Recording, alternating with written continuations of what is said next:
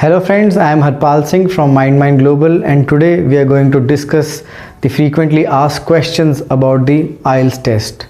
Now many students who are about to start their preparation for the IELTS test or they are already preparing for the IELTS test have a lot of questions regarding the same.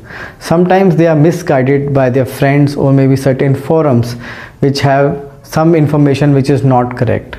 So there are many such questions which students ask me. One of the frequently asked question is that whether I should go for British Council for my test or should I go to IDP for the test.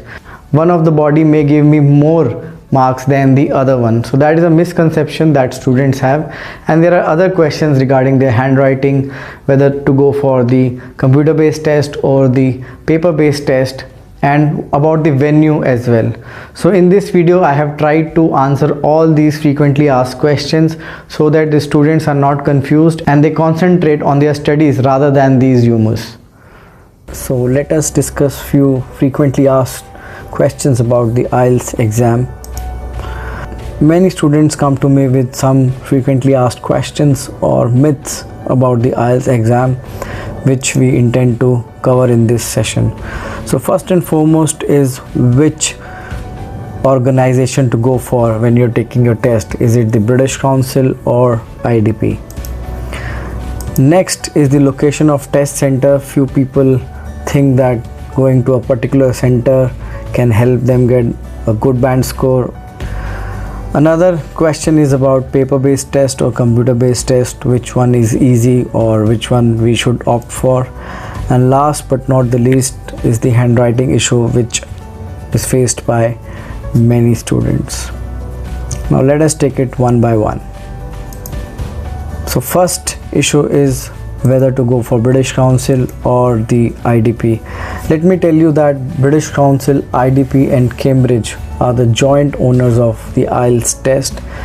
So out of these three, British Council and IDP are the bodies who conduct these tests, who facilitate in the organization of this test.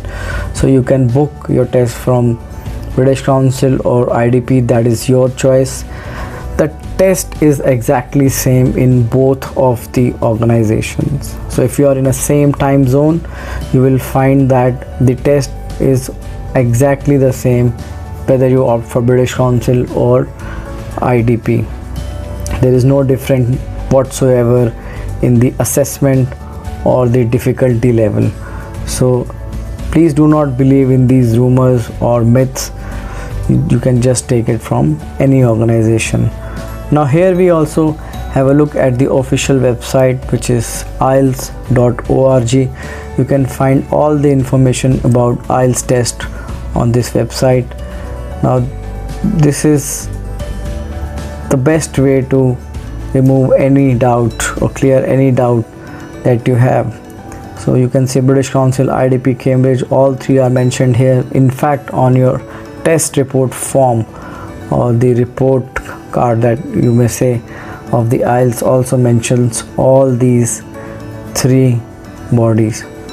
So now this is clear that you can take the test from any organization. Next is the issue about location of the test center. My question to you is, how does that matter? The examiners who are assessing your answers or the examiners who are taking your speaking test, they are rigorously trained.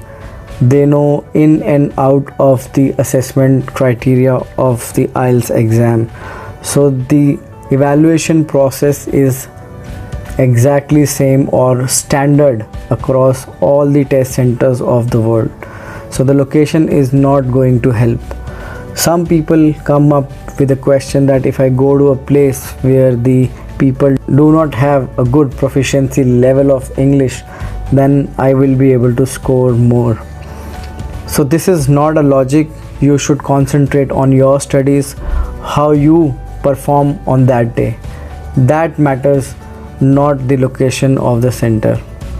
In fact, I have students from US, UK, Australia, New Zealand, Canada, and all these are English speaking countries. My students have performed well here as well. They have scored their desired band score, at times 8 bands and above, at times 8777 required for Canada PR. So what matters is your preparation and your proficiency level, not the location of the test center. So you have same evaluation process, so don't worry about the location. You will get marks for your performance, that's it. Worry about your performance, not the location of the center. I'm saying this again and again.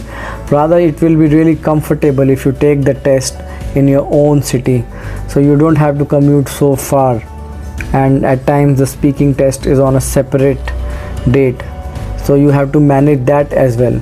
So rather, you may become uncomfortable if you go to another location. So take your decision wisely. This, I believe, is a genuine query whether to go for paper-based test or the computer-based test. I would like to leave it on your comfort, whether you're comfortable writing or you are comfortable on the computer. Now, many candidates say that we prefer paper-based test because they have a habit of this. They are using the traditional modes for so many years. That is also fine. And there are many candidates who say that okay, we work on the computer throughout the day, so we are habitual of typing, we have good speed. So just see where you are more comfortable. In terms of the examination pattern or difficulty level, it is all the same. There is no difference. One major difference is in the listening test, wherein you get 10 minutes to transfer your answer on the answer sheet booklet in the paper-based test, whereas in the computer-based test you get 2 minutes to check the answers, because you are answering then and there, so you really don't need 10 minutes. 2 minutes are enough for checking the answers. So practice on both the modes. I would suggest take a paper-based test, take a computer-based test, or practice on the official website where you have some sample papers, some sample questions, and see whether you are comfortable on computer-based test or not. So one thing which is advantageous in computer-based test is the fact that you get faster results here. So you get your results within 5 to 7 working days, whereas in the paper-based test you get the result on the 13th day. So if you have to meet a deadline, then I think this is a better choice. Chances, evaluate your options and your own comfort level and go for the right module. Last but not the least is the handwriting issue which is faced by many students. So what I can say here is that they really don't need a very good or very beautiful handwriting. They just need a legible handwriting. The examiner should be able to understand what you are writing. If he feels that this word is not readable, this is illegible, he will ignore that word. So that can be a problem for you, especially in the reading and the listening section. You should not lose marks for bad handwriting. So one of the solution is to write in capital letters. Rather, it is recommended that you write your answers for listening and reading tests in the capital letters, so that there is no ambiguity. The examiner can easily check your answers. In fact, in the writing test also you can write in capital letters. However, there are two things that you need to keep in mind. One is your speed. So if you write in all caps, maybe you will not be as fast as your normal handwriting. And the second thing is that you have to be very careful about the punctuations. The reader should know where the sentence starts and where the sentence ends. It can be a problem if the punctuation marks are not clear and you are writing in all capital letters. Second option is to take a computer-based test, which eliminates this handwriting issue. So you have to type there, so no handwriting issue is there. So that can be the second option for you if you don't have a good handwriting. Okay, So I am sure that after watching this video, all your questions have been answered, and if you have any other questions, you can write it down in the comment section and I will personally reply to all those questions.